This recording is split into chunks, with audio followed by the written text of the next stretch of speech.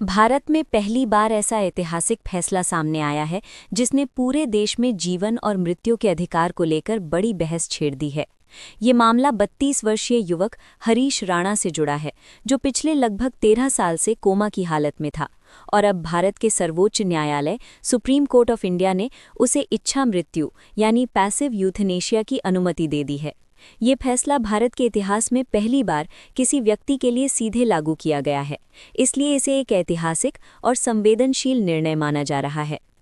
हरीश राणा की जिंदगी एक दर्दनाक हादसे के बाद पूरी तरह बदल गई थी। साल 2013 में जब वो कॉलेज में पढ़ाई कर रहे थे, उस दौरान चंडीगढ़ में अपने पीजी से चौथी मंजिल से गिर गए। इस दुर्घटना में उन्हें बेहद गंभीर ब्रेन इंजरी हुई और उनका दिमाग लगभग पूरी तरह काम करना बंद कर गया। इसके बाद वो कोमा में चले गए और डॉक्टरों ने उन्हें परमानेंट वेजिटेटिव स्टेट यानी ऐसी अवस्था में बताया जिसमें इंसान जीवित तो रहता है लेकिन उसे होश या जागरूकता नहीं होती। इस हादसे के बाद हरीश राणा का पूरा शरीर लगभग लकवाग्रस्त हो गया था। वो न बोल सकते थे, न हिल सकते थे और न ही किसी चीज़ का जवाब दे सकते थे। पिछले 13 साल से उनका जीवन पूरी तरह दूसरों की देखभाल और मेडिकल सपोर्ट पर निर्भर था। उनके माता पिता लगातार उनकी सेवा कर रहे थे और इलाज पर इतना खर्च हुआ कि परिवार को अपना घर तक बेचना पड़ा। डॉक्टरों ने कई सालों तक इलाज करने के बाद ये साफ कर दिया था कि हरीश राणा के ठीक होने की संभावना लगभग शून्य है। वो कभी सामान्य जीवन में वापस नहीं आ पाएंगे। इसके बाद उनके माता पिता ने अदालत से अपील की कि उनके बेटे को सम्मानजनक मृत्यु का अधिकार दिया जाए, क्योंकि इतने सालों से वो केवल मशीनों और मेडिकल सपोर्ट के सहारे जीवित हैं। इस मामले को लेकर अदालत में कई महीनों तक सुनवाई चली। अदालत ने तुरंत फैसला नहीं दिया, बल्कि पहले 2 अलग-अलग मेडिकल बोर्ड बनाकर हरीश राणा की हालत का पूरा परीक्षण कराया। एक मेडिकल बोर्ड ने उनकी जांच की और बताया कि उनका दिमाग स्थायी रूप से क्षतिग्रस्त हो चुका है।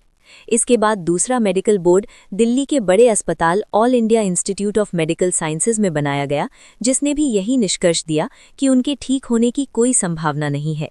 दोनों मेडिकल बोर्डों की रिपोर्ट देखने के बाद सुप्रीम कोर्ट की 2 जजों की बेंच ने फैसला सुनाया कि हरीश राणा को कृत्रिम तरीके से जीवित रखना अब केवल शरीर को बनाए रखने जैसा है और ये उनकी गरिमा के खिलाफ है।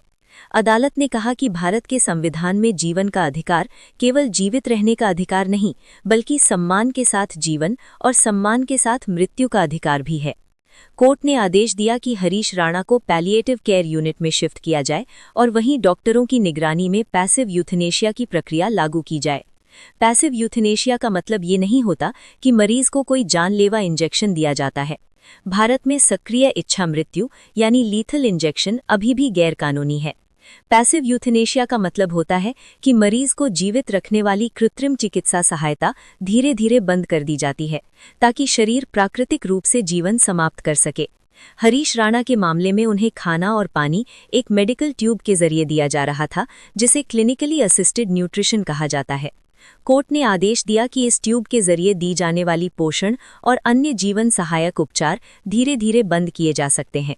इस पूरी प्रक्रिया में डॉक्टर ये सुनिश्चित करेंगे कि मरीज को किसी तरह का दर्द या पीड़ा महसूस न हो, इसलिए उन्हें पैलिएटिव केयर यानी आराम देने वाली चिकित्सा दी जाएगी।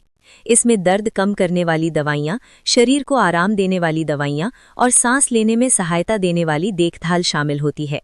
डॉक्टरों की एक विशेष टीम हर समय मरीज की निगरानी करेगी ताकि उसकी मृत्यु शांत और सम्मानजनक तरीके से हो सके। जब जीवन सहायक पोषण और उपचार बंद किए जाते हैं तो शरीर धीरे धीरे कमजोर होने लगता है और कुछ दिनों के अंदर प्राकृतिक रूप से मृत्यु हो जाती है। इस दौरान परिवार को भी मरीज के पास रहने की अनुमति दी जाती है ताकि वो अपने प्रियजन के साथ अंतिम समय बिता सकें।